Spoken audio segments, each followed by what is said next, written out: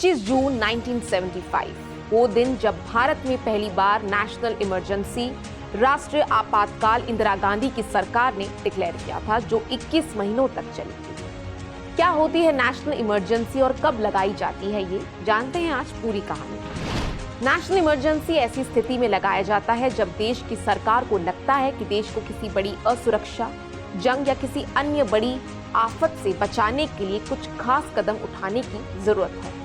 जब national emergency लगाई जाती है तो सरकार को अपने अधिकार और ज्यादा बढ़ाने का मौका मिलता है और कुछ ऐसे डिसीजंस लेने का अधिकार मिल जाता है जो नॉर्मल स्थिति में वो नहीं ले सकते। इंडिया में कॉन्स्टिट्यूशन के आर्टिकल 352 के तहत नेशनल इमरजेंसी डिक्लेयर की जाती है। ये इमरजेंसी 3 सिचुएशंस में लगाई जा सकती है। पहला, वॉर, युद्ध के दौरान, जब देश किसी दूसरे देश के साथ युद्ध की स्थिति में हो तो ऐसी स्थिति में इमरजेंसी जो है घोषित की जा सकती है। दूसरा है एक्सटर्नल अग्रेशन, दैट मीन्स बाहरी आक्रमण। तो जब देश पर किसी बाहरी शक्ति द्वारा आक्रमण किया जाता है, ऐसी कोई स्थिति में भी नेशनल इमरजेंसी डिक्लेयर की जाती है। इसके अलावा जब देश के अंदर ही कोई बड़ी बगावत या विद्रोह हो तो ऐसी स्थिति में भी आपातकाल की स्थिति जो है सिचुएशन डिक्लेयर की जाती है।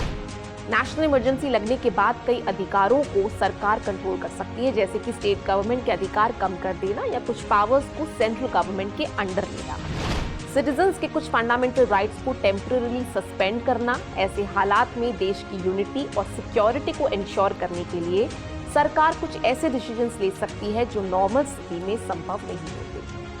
आपको बता दें कि भारत में अभी तक 3 बार नेशनल इमरजेंसी डिक्लेयर की थी। पहली थी 1962 में भारत चीन युद्ध के दौरान, दूसरी थी 1971 दैट मीन्स भारत पाकिस्तान युद्ध के दौरान, और फिर तीसरी 1975 में इंदिरा गांधी के शासनकाल के दौरान। और आज हम बात कर रहे हैं 1975 में डिक्लेयर की गई नेशनल इमरजेंसी की, जो सालों पहले 25 जून 1975 को लागू की गई।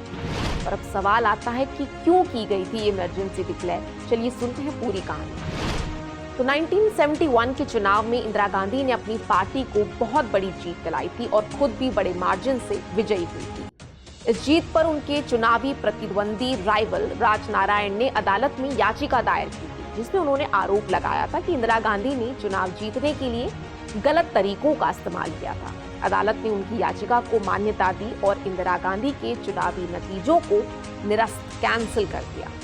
आपको बताते चले कि राजनारायण उत्तर प्रदेश के वाराणसी के प्रखर समाजवादी नेता थे।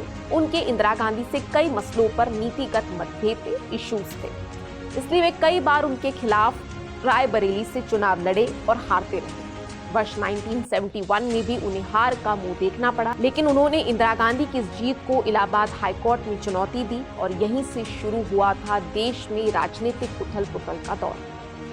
कोर्ट की उठापटक के बीच बिहार, गुजरात में कांग्रेस के खिलाफ छात्रों का आंदोलन भी उग्र हो रहा था। बिहार में इस आंदोलन को हवा दे रहे थे जयप्रकाश नारायण। सुप्रीम कोर्ट के फैसले के अगले दिन यानी 25 जून को दिल्ली के रामलीला मैदान में जयप्रकाश नारायण की रैली थी।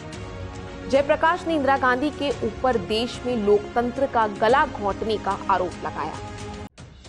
जेपी ने सेना, पुलिस और सरकारी अधिकारियों से अपील की थी कि वे इस दमनकारी सरकार के आदेशों का पालन ना करें, क्योंकि कोर्ट ने इंदिरा गांधी को प्रधानमंत्री पद से हटने का आदेश दिया था।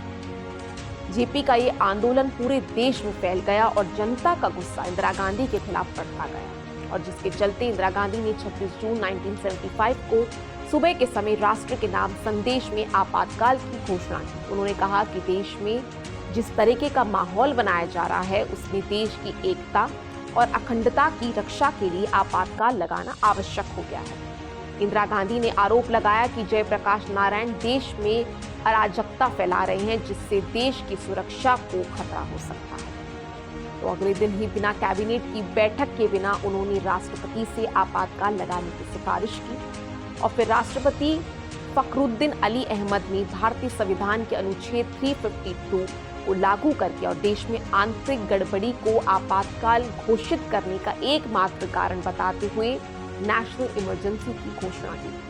राष्ट्रपति ने उनकी सिफारिश को 25-26 जून की मध्यरात्रि में ही मंजूरी दे दी और इस तरह देश में पहला आपातकाल लागू हुआ।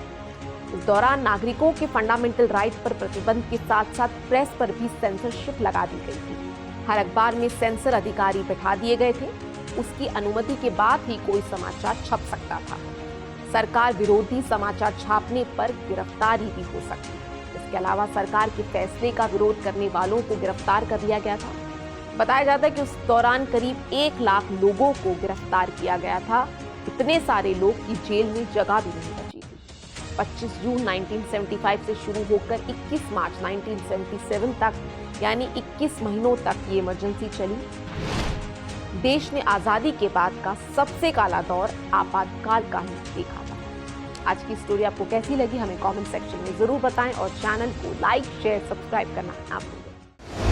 इस तरह की और वीडियो देखने के लिए हमारे YouTube चैनल को सब्सक्राइब करें और बेल आइकन को दबाना ना भूलें। यदि आप हमारा वीडियो Facebook पर देख रहे हैं तो पेज को लाइक और फॉलो जरूर करें। हमारे अन्य सोशल मीडिया पेजेस से भी जुड़ें।